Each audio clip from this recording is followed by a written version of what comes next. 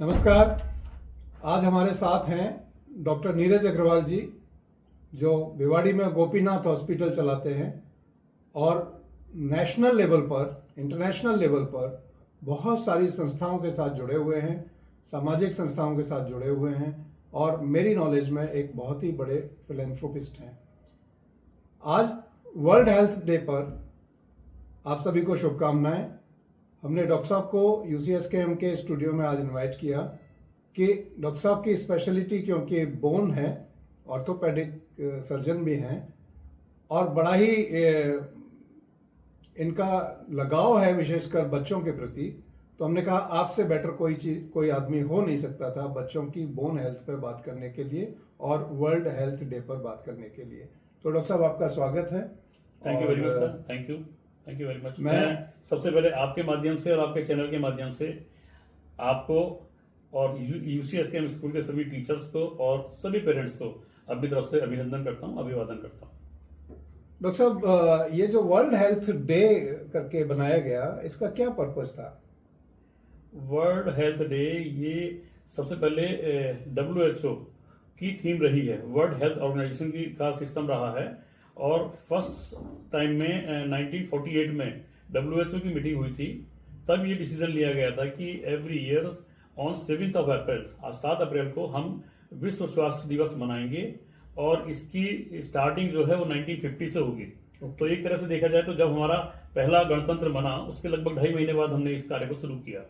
काफी टाइम हो गया और काफी टाइम हो गया, पूरे विश्व भर में इसको मनाया जाता है। जी डॉक्टर साहब, जैसे हम किसी भी डे का कोई इम्पोर्टेंस रखते हैं तो उसके पीछे कोई ना कोई फिलोसफी होती है, तो इसके पीछे मैं समझता हूँ लोगों में हेल्थ रिलेटेड जागरूकता लाने के लिए कोई फिलोसफी रही होगी, उस पर कुछ थोड़ा प्रकाश डालेंगे। दरअसल जब इसको स्टार्ट किया गया था तो यह सोच के स्टार्ट किया था कि ये हर वर्ष पूरे ग्लोब पर, पूरे विश्व में एक थीम देकर चलेगा और पूरे विश्व में सभी कंट्रीज की गवर्नमेंट्स और जितने काफी नॉन गवर्नमेंट ऑर्गेनाइजेशंस मिलकर उस थीम पर कार्य करेंगे। तो तब से लगातार हर साल एक नई थीम आती है और इस तरह से हम कुछ ना कुछ नया करते जाते हैं हर वर्ष।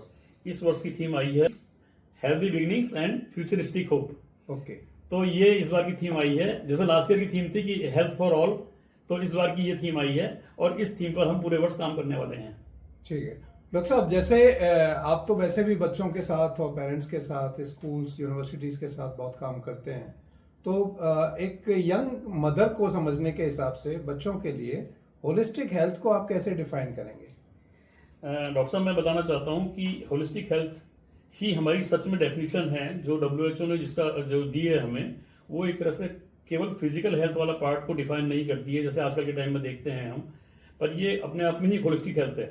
बाई डेफिनेशन WHO की जो डेफिनेशन है वो कहते हैं कि this is a complete physical, mental and social wellbeing and not merely the absence of diseases और इन्फर्मिटी। अर्थात पूरी तरह से भौतिक रूप से, मानसिक रूप से और सामाजिक रूप से हमारा स्वस्थ होना जरूरी है।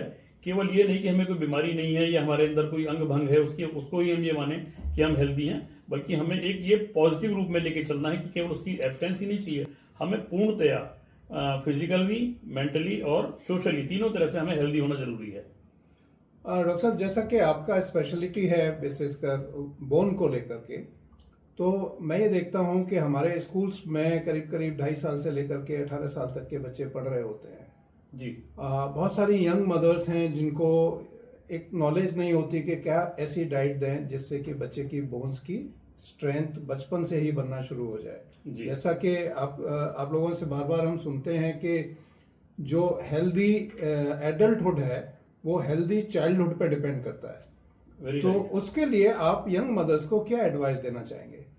ये बहुत ही अच्छी बात है। हमेशा ये कहा जाता है कि जब तक किसी बिल्डिंग की फाउंडेशन साउंड नहीं होगी तब तक हम उस पर एक अच्छी बिल्डिंग नहीं खड़ी कर सकते। वही बात यहाँ स्वास्थ्य में भी लागू होती है कि ये स्वास्थ्य एक ऐसी चीज है, जब से बच्चा जन्म लेता है, यह कहना चाहिए जब से बच्चा वॉर्म में आता है, माँ के घरों में आता है, तब से ही उसकी हेल्थ शुरू हो जाती है और उसे फिजिकली, मेंटली और सोशली हेल्दी रखने का प्रयास किया जाता है। हम सब जानते हैं पुराने उदाहरणों से कि जब बच्चा माँ के घर में होता है तब भी बहुत कुछ सीखता है। तो उस समय सबसे पहले जरूरी है कि हम माँ को ऐसा वातावरण दें, पूरे परिवार की तरफ से, पूरे समाज की तरफ से ऐसा वातावरण दें कि वो एक हेल्दी बच्चे को जन्म दे सके। फिर बात आती है उसके बाद की, तो आजकल ये सब रिकमेंडेशंस मेडिकल साइंस की तरफ से हो चुकी हैं कि हमें क्या करना क्या नहीं करना, जिसमें कहा जाता है कि शुरू के 3 महीने तो मदर्स मिल्क के अलावा कुछ देना ही नहीं होता है, और हो सके तो उसको 6 मंथ तक कंटिन्यू करते हैं, लेकिन उसके बाद उसको वीन करते हैं, धीरे धीरे करके बाहर के फूड पे लेके आते हैं। तो ये 1 साल तक का बच्चा इन्फेंट कहलाता है, और ये इस बार की थीम भी इस चीज पर है कि हम इन्फेंट की मॉर्टेलिटी को कितना कम से कम कर सकते हैं और मदर की हेल्थ को कैसे अधिक से अधिक बढ़ा सकते हैं। तो जैसे जैसे बच्चे बड़े होते हैं उनके फूडिंग हैबिट्स सब चेंज होती चली जाती हैं, तो फूड हैबिट्स चेंज होती हैं, तो उस समय पेरेंट्स को बहुत ज़्यादा ध्यान रखना होता है। और ये कहा जाता है कि किसी भी पर्सन की हेल्थ के लिए 4 बहुत इंपॉर्टेंट पिलर होते हैं, और उसमें सबसे इंपॉर्टेंट पिलर होती है उसका न्यूट्रिशन।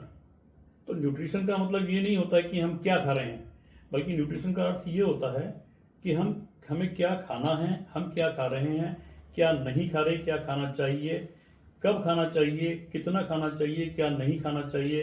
तो ये सब चीजें मिला के जो साइंस आती है, जो एक विज्ञान आता है, उस सबको बोलते हैं न्यूट्रिशन, साइंस ऑफ न्यूट्रिशन। तो हमें उसके बारे में जानना समझना जरूरी है, और ये अलग अलग समय पर आयु के अलग अलग स्टेजेस में ये हमारी समय के साथ साथ बदलती रहती है। अभी मैं स्पेसिफिक क्वेश्चन पर आता हूँ डॉक्टर साहब, जैसे अभी आपने पूछा कि मदर्स को क्या ध्यान रखना चाहिए, तो मदर्स को ये ध्यान रखना चाहिए कि हमारे खाने के सबसे इंपॉर्टेंट जो पार्ट होते हैं उसमें 3 मैक्रो पार्ट होते हैं, जिसे हम बोलते हैं कार्बोहाइड्रेट, फैट्स और प्रोटीन्स, और कुछ उसके माइक्रो पार्ट होते हैं जिसमें आते हैं विटामिन, मिनरल्स, और कुछ उसके अलावा जैसे फाइबर्स हैं या पानी है, ये सब चीजें उसका पार्ट होती हैं। तो जो मैक्रो पार्ट है वो सबसे इंपॉर्टेंट है, जो हमारी बॉडी को संभाल के चलता है। और उसमें भी हम होता ही है कि जैसे जैसे बच्चे ग्रो करते हैं उनको टेस्ट आता है, उनको अच्छा लगता है कार्बोहाइड्रेट, और आजकल के फास्ट फूड में बहुत ज्यादा होता है। फिर दूसरी चीज आती है फैट, और फैट से टेस्ट बनता है। वो कुछ आजकल के तो बहुत अच्छे फैट्स की जगह खत्म होते जा रहे हैं, कुछ खराब फैट्स काफी सामने आ गए हैं। लेकिन ये दोनों ही चीजें हमारी डाइट में कम से कम होनी जरूरी है, स्पेशली बच्चों की डाइट में। तीसरा जो इंपॉर्टेंट पार्ट होता है वो है प्रोटीन। प्रोटीन का होना बहुत जरूरी है, उसकी पर्याप्त मात्रा होती है। एडल्ट के लिए तो 1 ग्राम प्रोटीन पर kilogram body weight per day, लेकिन ग्रोइंग चिल्ड्रन के लिए ये होती है 1.5 ग्राम, यानी 1.5 ग्राम प्रोटीन प्रति किलोग्राम बॉडी वेट प्रतिदिन। तो अगर बच्चा एक 20 किलो का है तो लगभग 30 ग्राम प्रोटीन उसे खाने में रोज होनी जरूरी है, बाकी चीजों के अलावा। जी, आई थिंक डॉक्टर साहब आपने बहुत सिंपल तरीके से इस बात को एड्रेस कर दिया, और कोई भी मदर इसको बहुत आसानी से समझ सकती हैं।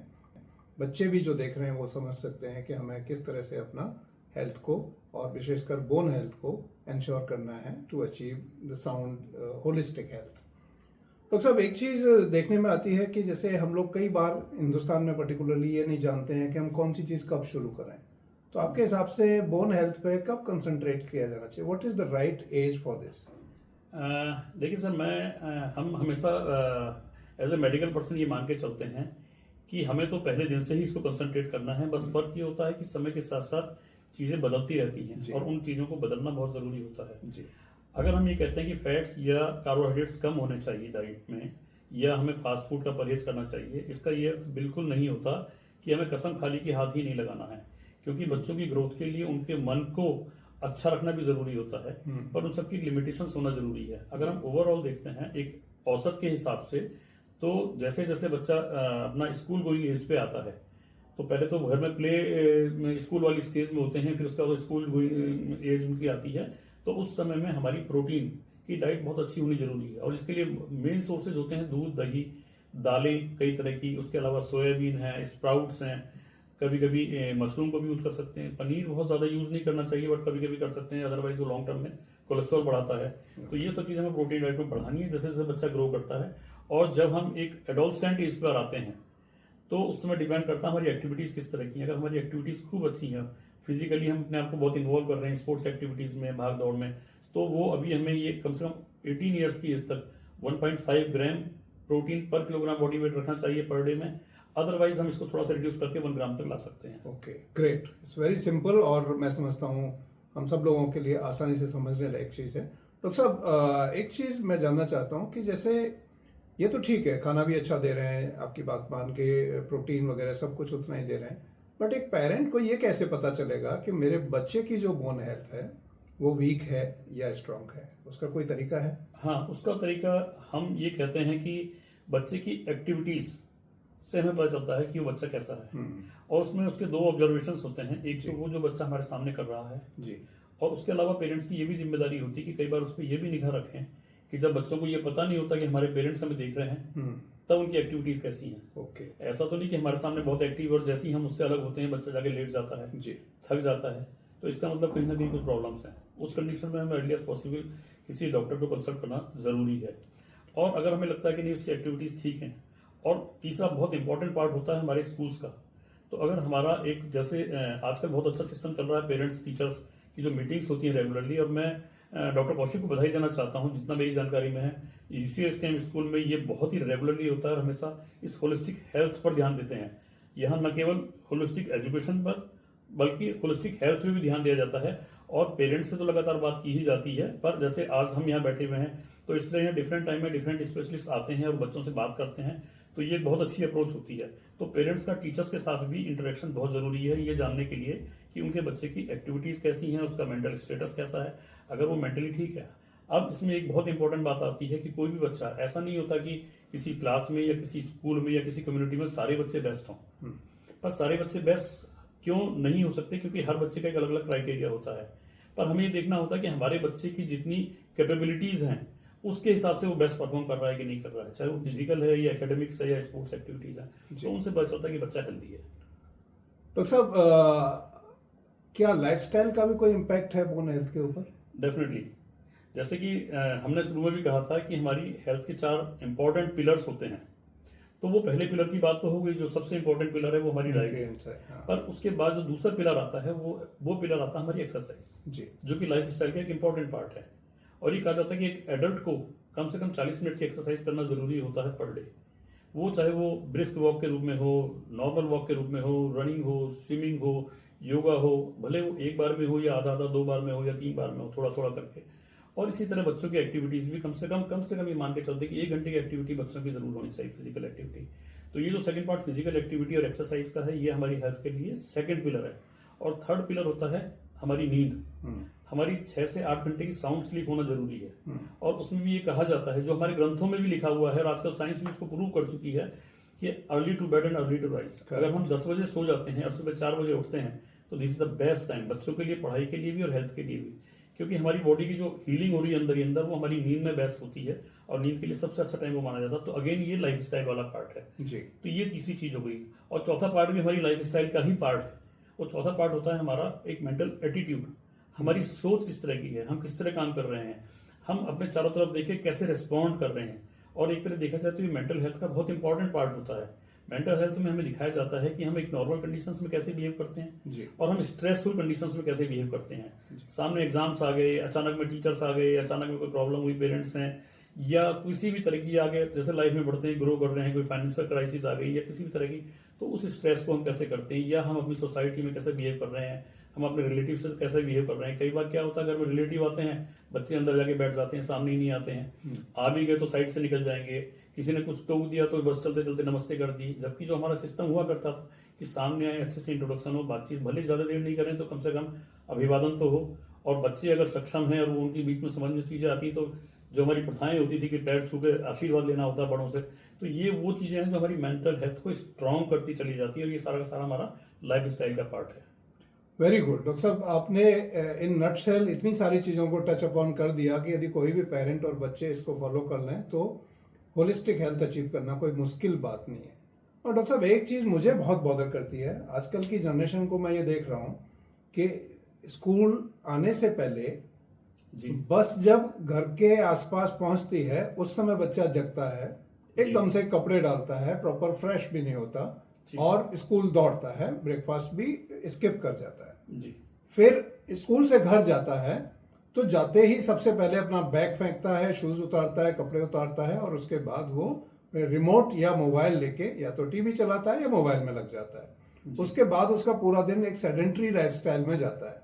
तो ऐसे में आप उन मदर्स और फादर्स को कैसे सपोर्ट कर सकते हैं, या क्या एडवाइस कर सकते हैं कि बच्चे को इस सेडेंट्री लाइफ से थोड़ा सा बाहर ले आए मेडिकली? देखिए क्या होता है, अगर हम थोड़ा सा गहराई से सोचते हैं तो हम ये देखते हैं कि विश्व का कोई भी व्यक्ति हो, उसको ईश्वर ने 24 घंटे दिए हैं। चाहे वो कितना भी बिजी व्यक्ति हो, वो बिजनेस टाइकून्स हों, बड़े बड़े पॉलिटिशियंस हों, बड़े बड़े साइंटिस्ट हों, या कोई भी हो, एडमिनिस्ट्रेटिव ऑफिसर्स हों, या किसान हो, या दुकान चलाने वाला व्यक्ति हो, या कैसे भी काम कर रहे हैं साइंस, तो एस्ट्रोनॉट्स हों, तो वो सब उस टाइम को मैनेज कर रहे हैं। और ये टाइम शायद सबसे बड़ा एसेट है और सबसे बड़ा वरदान है। और ये कहते हैं कि हम अपने फ्यूचर को कैसे बना सकते हैं, कि हम अपने टाइम को बेस्ट कन्वर्जन कैसे करते हैं। करेक्ट। तो ये टाइम का जो मैनेजमेंट है, ये हमारी लाइफ के लिए सबसे इंपॉर्टेंट पार्ट होता है जी। ये कहा जाता है कि हमेशा कि कोई भी व्यक्ति को अगर ग्रो करना है तो 5 minutes earlier and slightly later मतलब जाने के टाइम पे वो 2 मिनट लेट निकल जाए और आने में वो जहां भी पहुंचना उससे 5 मिनट पहले तैयार रहे। तो इससे कई बातें होती हैं। सबसे बड़ी बात तो हमारा मेंटल स्ट्रेस खत्म हो जाता है। हमें कोई भी रूटीन चीज इमरजेंसी नहीं बनती, और अगर इमरजेंसी होती तो बॉडी के अंदर कुछ ऐसे हार्मोन्स बनने लगते हैं जो हमारी प्रक्रियाओं को बढ़ा देते हैं, हमारा दिल का धड़कन बढ़ा देते हैं, हमारा ब्लड प्रेशर बढ़ा देते हैं, रक्तचाप बढ़ा देते हैं, कई बार हमारी भूख खत्म कर देते हैं। तो ये सब चीजें क्या होता है, हमारी हेल्थ को एडवर्सली अफेक्ट करती हैं। तो अगर हम उस टाइम को थोड़ा सा मैनेज कर लें, चाहे वो सोने उठने की बात हो या हमारी पढ़ाई की बात हो, हाँ थोड़े से फ्लक्चुएशंस तो ठीक है, फिजिबल होते हैं, चल जाते हैं, कभी कभी कुछ हो रहा है तो चल जाता है, लेकिन रूटीन में हमें कोशिश करनी चाहिए कि अगर हमें 8 बजे स्कूल के लिए निकलना है तो हम कोशिश करें कि हम 8 बजे में 10 मिनट पे अपने आप को तैयार करें।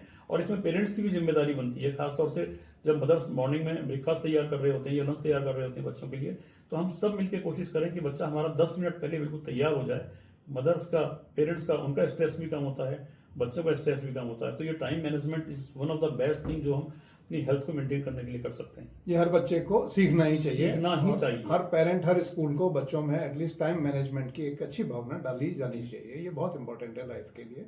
और anyone who can not take care of time, time will never take care of him. ये हम बहुत बचपन से सुनते हैं। If you kill time, time will kill you. Yes, definitely. तो डॉक्टर साहब, ये बड़ा ही इंपॉर्टेंट डिस्कशन आज हमारा रहा। एक लास्ट चीज मैं चाहता हूँ कि आप क्या स्कूल्स और पेरेंट्स को कोई एक ऐसी एडवाइस दे सकते हैं, जैसे बच्चों के टिफिन के ऊपर स्कूल कैसे सपोर्ट कर सकते हैं पेरेंट्स को?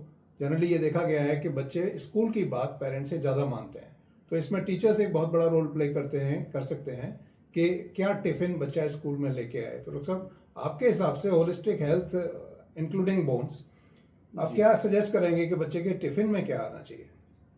सर, मैं ये कहना चाहता हूँ कि टिफिन हमारा ऐसा होना चाहिए जिसमें डाइट हमारी सिंपल हो और न्यूट्रिशियस हो। तो उसमें हम कोशिश करें कि जो हमारा एक नेचुरल जो प्रोपोर्शनेट होना चाहिए, आइडियल प्रोपोर्शन, तो उसमें कार्बोहाइड्रेट्स अवश्य हों लेकिन थोड़े हों, हमारे फैट्स लिमिटेड हों और हमारे प्रोटीन्स थोड़ा ज़्यादा हों। उसके अलावा हमारा सैलेड हो या फ्रूट्स हों जो कि हमें मिनरल्स और साथ में विटामिन वगैरह दे सकें। कुछ ना कुछ फाइबर डाइट अवश्य होनी चाहिए। ये सब चीज़ें इजीली डाइजेस्ट भी हो जाती हैं और हमारे उसको हेल्दी बनाती हैं।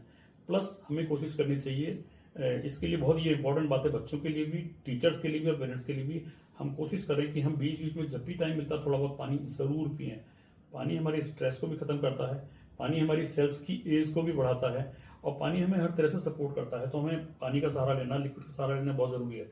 लेकिन हाँ, ये जरूर कहना चाहूँगा कि आजकल के टाइम में कई बार बच्चे पानी की जगह कोल्ड ड्रिंक्स लेना शुरू कर देते हैं, जो कि पॉइजन है। तो बिल्कुल पॉइजन है। कोल्ड ड्रिंक तो कभी भी किसी भी कंडीशन में नहीं लेनी चाहिए। अगर ज़्यादा मन करता है तो नींबू पानी ला सकते हैं, नारियल पानी ला सकते हैं, किसी तरह का और जूसेस ला सकते हैं, फ्रेश जूसेस वगैरह, तो वो से ले सकते हैं। और अगर पॉसिबल होता है तो या तो रेगुलरली या कभी कभी एटलीस्ट जो क्लास टीचर्स हैं वो बच्चों के साथ बैठ के अपना लंच करें।